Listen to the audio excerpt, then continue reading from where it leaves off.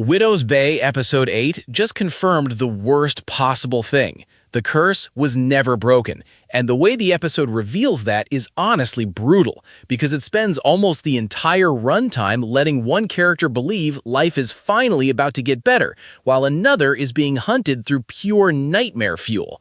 Hey, what's up everyone? Come back to Breakdown Epic. Just to let you know, this video will contain spoilers.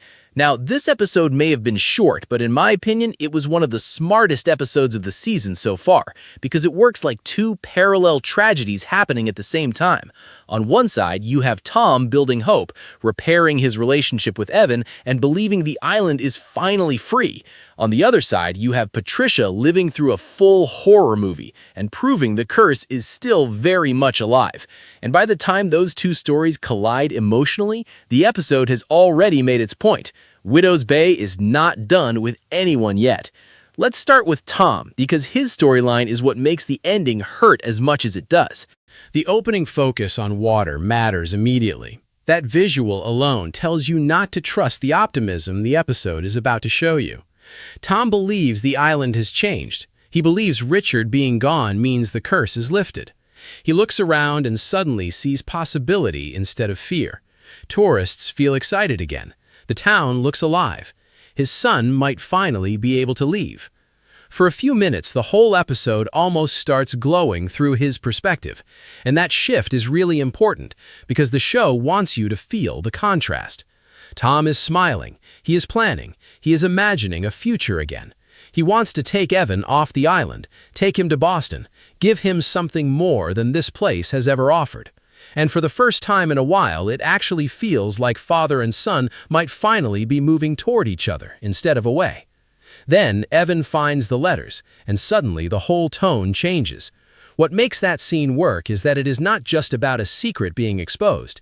It is about Tom finally having to tell the truth about Evan's mother in a way that strips away the version of events he has been hiding behind for years. The conversation between them is one of the best in the episode because for once, Evan is not reacting like a rebellious kid, and Tom is not hiding behind authority. They are just two people trying to survive an ugly truth together. And honestly, that made what comes next even worse, because the episode spends all this time repairing their relationship just to reveal that none of Tom's plans actually matter. The curse is still active. Evan still cannot leave. Everything Tom was building toward emotionally gets ripped out from under him. That is what makes the ending so effective. This show basically looked at Tom's 5 minutes of hope and said, "That was cute. Anyway." Now, the biggest question that comes out of that is obvious. If Richard Warren's death did not break the curse, then who is left carrying the bloodline? And right now, I think the episode is very clearly pushing us toward two possibilities. The first is Evan. There has been a huge amount of attention on Evan's mother, and that could absolutely be leading toward a reveal that her side of the family connects back to the bloodline in some way. If that is true, then Evan becomes the key. And the darkest part of that theory is obvious. If the curse can only end when the last surviving descendant dies, then Tom's nightmare is no longer just that his son cannot leave.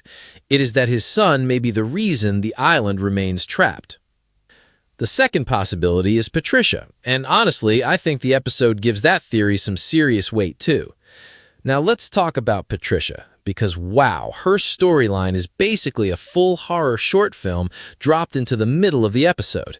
It starts with the museum break-in and the missing boogeyman mask, and from that point forward, you can feel the dread climbing. Patricia spends the whole episode moving from insecurity to fear to full survival mode. The breathing in her house, the darkness, the slow turning off of the lights. That whole sequence is incredibly effective because it uses silence and anticipation better than most full horror movies do. In my opinion, that home invasion scene is the best part of the episode. The boogeyman does not need to do anything flashy. He has the classic horror villain setup: mask, knife, slow movement, no urgency because he does not need urgency.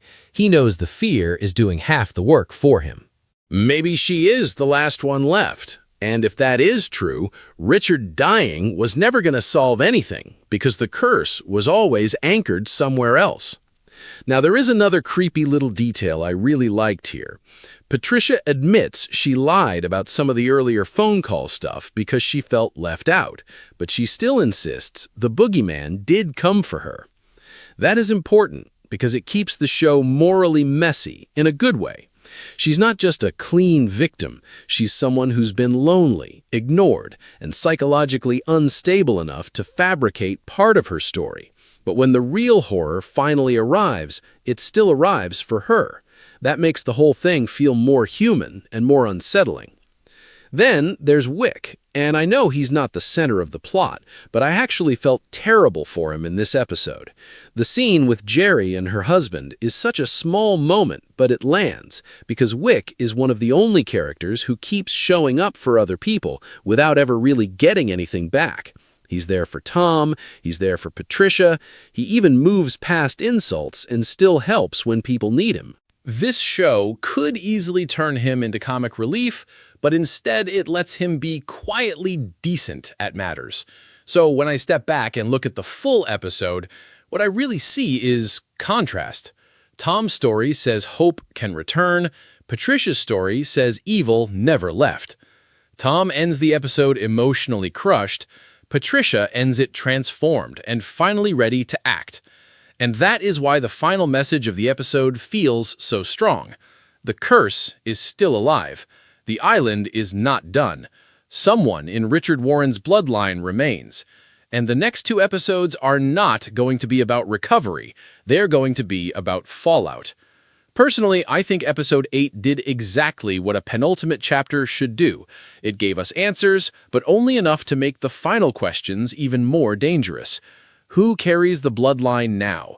Can Tom protect Evan if Evan is the key? And what happens when Patricia starts telling the truth to people who may not be ready to hear it?